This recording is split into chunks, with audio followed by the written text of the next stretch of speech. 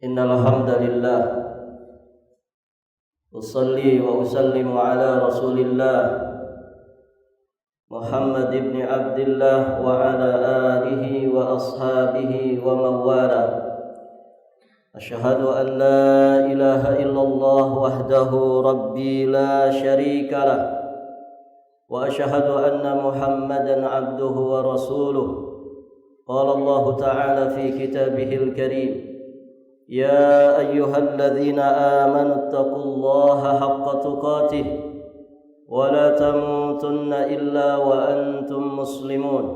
أما بعد فيا أيها الحاضرون اعلموا أرشدكم الله فإن أصدق الحديث كتاب الله وخير الهدي هدي محمد صلى الله عليه وآله وسلم. أيها المؤمنون عباد الله، أوصي نفسي وإياكم بتقوى الله فقد فاز المتقون. Ma'asyiral muslimin, sidang Jumat yang dimuliakan Allah, segala puji hanya milik Allah. Salawat dan salam semoga Allah limpahkan kepada Nabi kita yang mulia, Nabi Muhammad sallallahu alaihi wa alihi wasallam, beserta seluruh keluarganya, para sahabatnya, para tabi'in, atba'ut tabi'in, wa man ittaba'ahum bi ihsanin ila yaumiddin. Ayyuhal muslimuna ibadallah, khatib berwasiat kepada diri pribadi juga kepada jamaah sekalian yang hadir di masjid ini untuk sama-sama meningkatkan iman dan takwa kepada Allah Subhanahu wa taala dengan istiqamah menjalankan setiap perintah-perintahnya dan juga bersungguh-sungguh menjauhi setiap larangan-larangannya. Para hadirin jamaah sidang Jumat yang dirahmati Allah Subhanahu wa taala, di antara indikasi kesuksesan seorang muslim dengan Ramadannya adalah dia konsisten, terus-menerus dan istiqamah di dalam menjaga nilai-nilai iman dan juga amal saleh selepas dari bulan Ramadan. Jika kita minal faizin, termasuk orang-orang yang beruntung dengan Ramadan, maka idealnya iman kita, ibadah kita, muamalah dan juga akhlak kita semakin lebih baik di saat kita keluar dari bulan Ramadan. Dan para jamaah yang dirahmati Allah, di antara keistimewaan bulan Ramadan, Ramadan dikatakan oleh para ulama syahr tarbiyah. Dia adalah bulan penggemblengan, dan di antara tarbiyah yang diberikan Allah di bulan Ramadan adalah tarbiyatul akhlak. Kita digembleng bagaimana terus meningkatkan kualitas daripada akhlak karimah kita. Maka para jamaah yang dirahmati Allah, akhlakul karimah seharusnya adalah di antara oleh-oleh yang kita bawa dari bulan Ramadan. Ada satu ayat yang mengingatkan kita semua tentang akhlak. Allah Subhanahu wa taala berfirman di dalam Al-Qur'an surat Al-A'raf ayat 199. Allah berfirman, ba'da a'udzu billahi as-sami'il 'alim minasyaitonir rajim, khudhil afwa wa'mur bil 'urfi wa'rid 'anil jahilin. Jadilah pemaaf, suruhlah orang mengerjakan yang ma'ruf, serta jangan pedulikan orang-orang yang jahil. Para jamaah sekalian yang dirahmati Allah, Al-Imam Ibn Qayyim Al-Jauziyah rahimahullahu ta'ala, beliau berkata, وَقَدْ جَمَعَ اللَّهُ لَهُ مَكَارِمَ الْأَخْلَاقِ فِي قَوْلِهِ تَعَالَى خُذِ الْعَفْوَ وَأْمُرْ بِالْعُرْفِ وَأَعْرِضْ عَنِ الْجَاهِلِينَ. Sungguh Allah Subhanahu wa ta'ala telah mengumpulkan seluruh akhlakul karimah pada ayat yang singkat ini. Khudhil afwa wa'mur bil 'urfi wa'rid 'anil jahilin. Kemudian Ja'far bin Muhammad rahimahullahu taala juga mengatakan, amarallahu nabiyahu sallallahu alaihi wasallam bimakarimil akhlak. Di dalam ayat yang mulia ini Allah Subhanahu wa taala memerintahkan nabinya untuk berakhlak dengan akhlakul karimah. wa laisa fil Qur'ani ayatun ajma'a limakarimil akhlaq min hadhil ayah. Dan tidak ada di dalam Al-Quran satu ayat pun yang mengumpulkan seluruh akhlakul karimah kecuali ayat ini. Maka para jamaah yang dirahmati Allah, sesungguhnya siapa yang mengamalkan ayat ini, maka dia sudah memiliki modal dasar untuk dia mendapatkan akhlakul karimah. Para jamaah sekalian yang dirahmati Allah, perhatikanlah ayat ini baik-baik. Allah Subhanahu wa taala mengatakan khudzil afwa. Ada kalimat al-akhdhu, khudz, yang dalam bahasa kita disebut dengan mengambil. Dikatakan oleh para ulama, wal akhdhu majazun 'anil qabul war ridha. Yang namanya al-akhdhu itu adalah satu majaz yang menggambarkan penerimaan dan ridha. Jadi khudzil afwa maksudnya adalah menerima dan ridha, berlapang hati.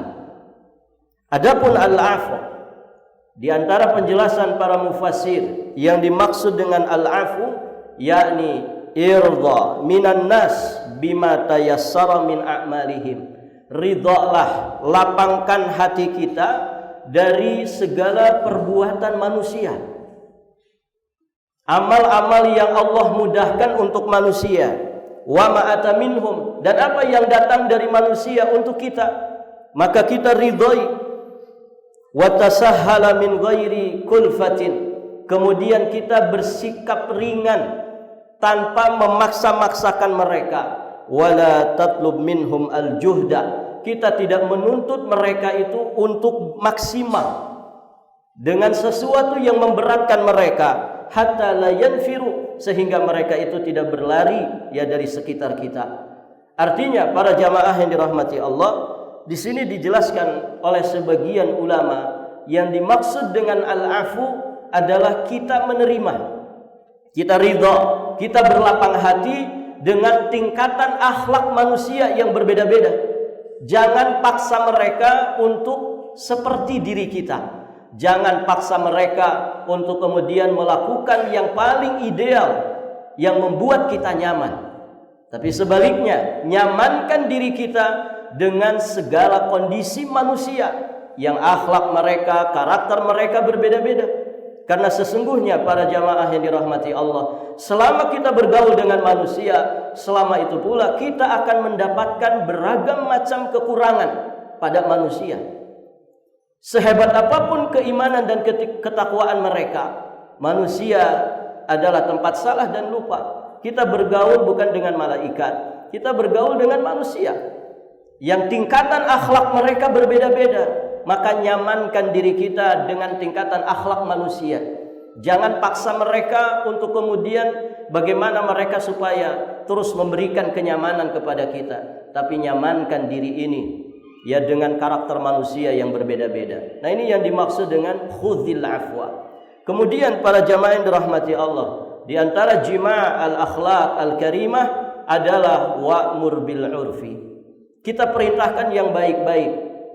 Al-urfi atau yang dimaksud dengan al-ma'ruf, kata para ulama, apa yang sesuai dengan Al-Quran dan juga sunnah. Maka perintahkan manusia, ajak, bimbing manusia, ingatkan manusia dengan kitabullah, dengan sunnah Rasulullah sallallahu alaihi wasallam. Kemudian para jamaah yang dirahmati Allah, satu poin penting lagi yang kaitannya dengan akhlakul karimah adalah kita tidak memperdulikan orang-orang yang berbuat jahil kepada kita. Dalam hidup ini, para jamaah yang dirahmati Allah, kalau kita tidak menzalimi, mungkin kita dizalimi. Kalau kita tidak berbuat jahil, mungkin kita dijahili sama orang. Maka a'rid 'anil jahilin, jangan pedulikan orang-orang jahil. Jangan ambil pusing, jangan ambil hati. Ketika ada orang karakternya mengganggu, maka jangan dimasukkan ke hati. Jangan pedulikan mereka. Jauhi mereka, batasi pergaulan dengan mereka. Wa kunu ma'as shadiqin, dan bergaulah kita dengan orang-orang yang jujur, orang-orang yang baik. Para jamaah yang dirahmati Allah, 3 konsep akhlakul karimah ini jika kita praktekkan dalam hidup kita, insya Allah kita akan selalu menjadi orang yang bahagia. kita akan selalu bisa beradaptasi dengan siapapun di dalam pergaulan dan muamalah kita. Barakallahu li wa lakum bil Qur'anil Karim wa nafa'ani wa iyyakum bima fihi minal ayat wadh-dhikril hakim wa taqabbala minni wa minkum tilawatahu innahu huwal ghafurur rahim.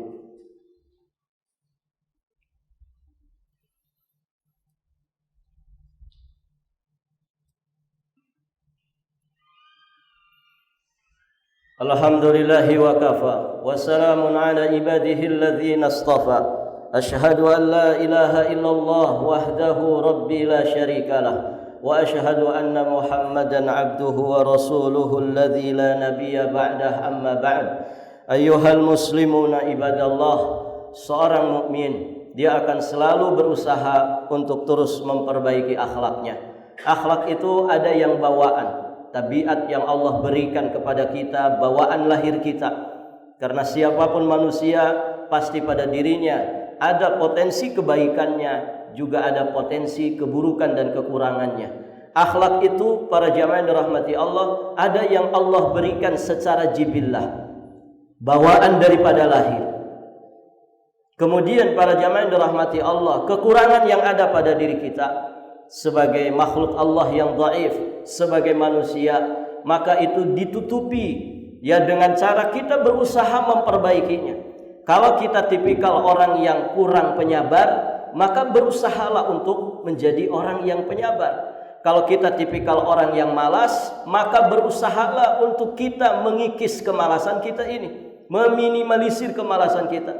Kalau kita tipikal orang yang cerewet, ya sukanya bicara, maka arahkan pembicaraan kita itu kepada yang baik-baik, dan demikian seterusnya. Maka jika hari-hari kita berusaha untuk terus merubah akhlak kita ke arah yang semakin lebih baik, insya Allah Allah Subhanahu wa ta'ala akan memberikan inayah kepada kita semua. Walladzina jahadu fina lanahdiyannahum subulana. Dan para jamaah yang dirahmati Allah, yakinlah bahwasannya akhlakul karimah ini salah satu di antara sebab, bahkan penyebab, sebab terbesar orang itu masuk ke dalam surga Allah Subhanahu wa ta'ala.